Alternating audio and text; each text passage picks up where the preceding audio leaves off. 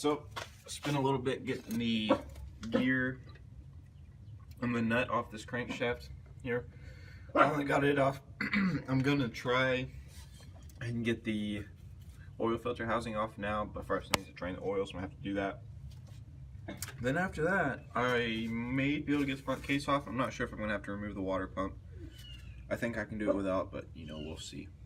If I have to take it off, it's no big deal. It's just another step or a few. But here goes the oil filter housing. Alright, so a little update for what I'm working on. I got the oil filter housing off. It came off real nice, no problems. There's a lot of hoses and stuff connected to it, but it wasn't too bad.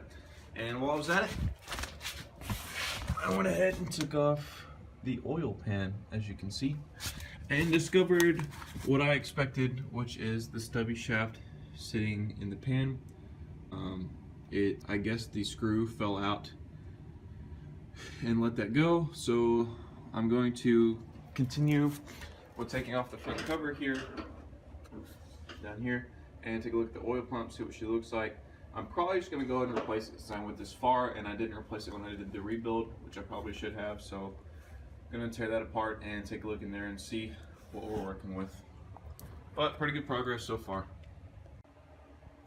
Alright, so I determined that I had to take the alternator off to get this front plate off, and so I took it off and got the front plate off. And now I'm looking at her here. Actually, I already got some of the bolts out. I need to get a hex thing to get that thing out. That originally was a Phillips screw, and when I first took this apart, it stripped out, so I had to drill it out and whatnot, and I replaced it with one of those because that's all I could find. But I see the loose screw in there, and it looks like it's partially deteriorated.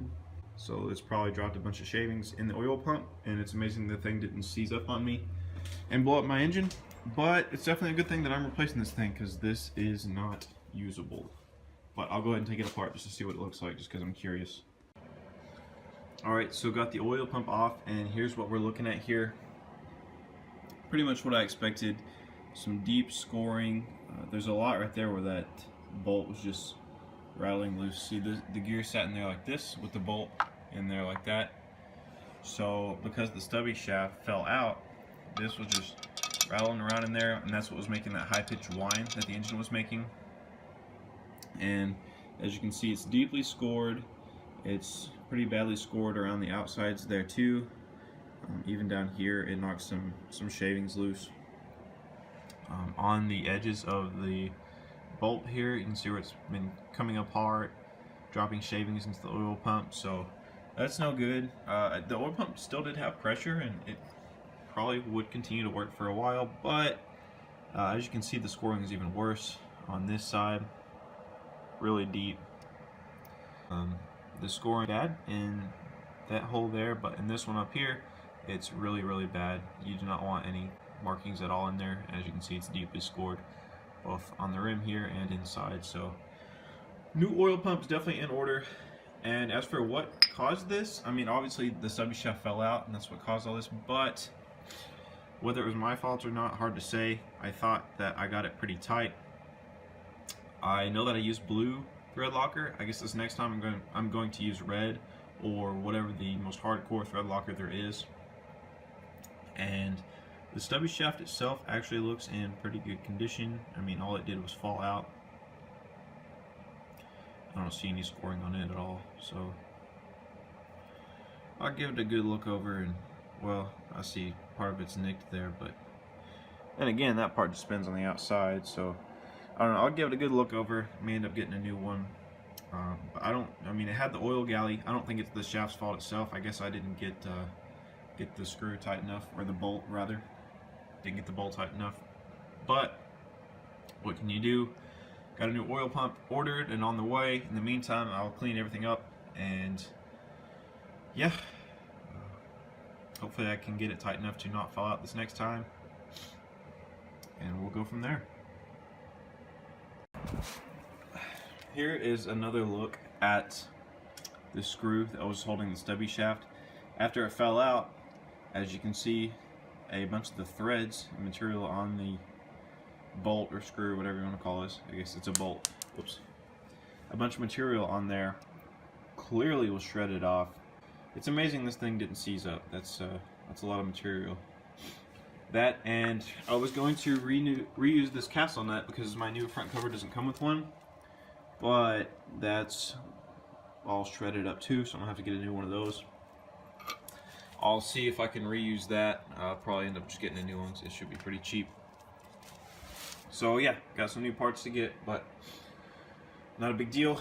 Also, when you're taking a bunch of engine parts like this apart, here's a little tip.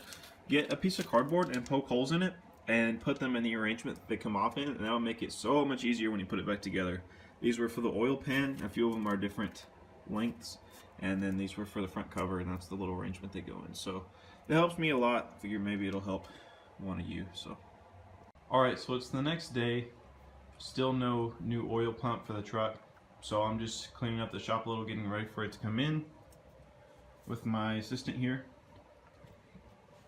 One thing that I can do in preparation for putting the truck back together is getting things ready for the new fuel pump to go on. So basically this is the oil filter housing, and I'm just going to go ahead and put the new sensor, which is this here, into it, and that way it's ready to go, and I can just plug the wire in once I've got the housing on and I'm ready to start the truck. However, here goes the old sending unit, and here goes the new one. Let me put them next to each other. Alright, I'm not sure how much justice the camera's going to do it, but these look real similar. And what it is the factory one, I had to do research to find this out. The factory one that came with the, Eclipse is 1/8 BSPT thread, and then this sending unit is just normal 1/8 NPT thread. They look real similar, and I started to thread the new one in, and it was just tearing out threads out of the oil filter housing, so I had to do some research to figure out what was going on. Luckily, I have a NPT thread that is the same as this here lying around, so I'm just tapping it out so I can thread that in. So as soon as I get this tapped out, then I will thread the new sensor in, and this thing will be ready to go back on the car basically. So need to clean it up first obviously, but yeah. So that's what I'm doing here, and that's what you'll have to do too if you want to use a 1/8 NPT thread. So you could also just get an adapter, but I had this tap laying around.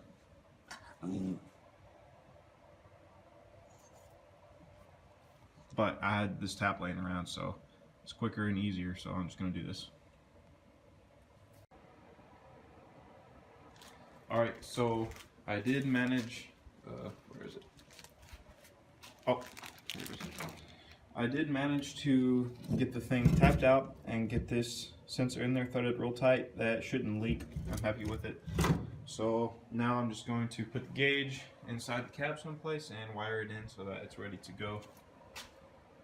And Luna's already on the job. Alright, little update on the truck here. I've just been working on it all night and haven't really been filming because I've just been in the zone, but I'm going to give you guys an update on what I've gotten done. So this is the old one, but I actually have the new front cover and oil pump in. However, what I don't have is the new castle plug that goes here, and I can't remember if I showed you the other one, but it was way too shredded. Sorry, it doesn't go here. The castle plug goes right there. This one is way too shredded on the inside. That's in the way, so you can't. Basically, I had to order a new castle plug, and that hasn't come in yet, so pretty much I can't even put the oil pump together without having that. So I've got to wait on that. But as soon as it comes in, which should be tomorrow, I can go ahead and start putting things together. In the meantime, I've just started cleaning stuff up. Like I said, I already put the sensor on this, and it's ready to go. It's clean as I'm going to get it. Oil pans is clean and scraped as I'm going to get it. Yes, there's a little bit of gasket stuff left on here, but it's good enough for me. It didn't leak last time, and this is as clean as I got it. I just used a ton of RTV, so should be fine. I'm not too worried about it. Truck's going to leak some oil. It's just how it's going to be. And I also got the front cover all nice and cleaned up. Got the old gasket and stuff off. It's on a pile over there. And then I got the bottom of the oil pan cleaned up as well. So everything's all cleaned up, and sprayed it with brake clean and wiped it down. And everything's basically ready to go. So as soon as I get that castle plug in, I can start on that. And in the meantime, I've started doing a little bit of stuff for the exhaust.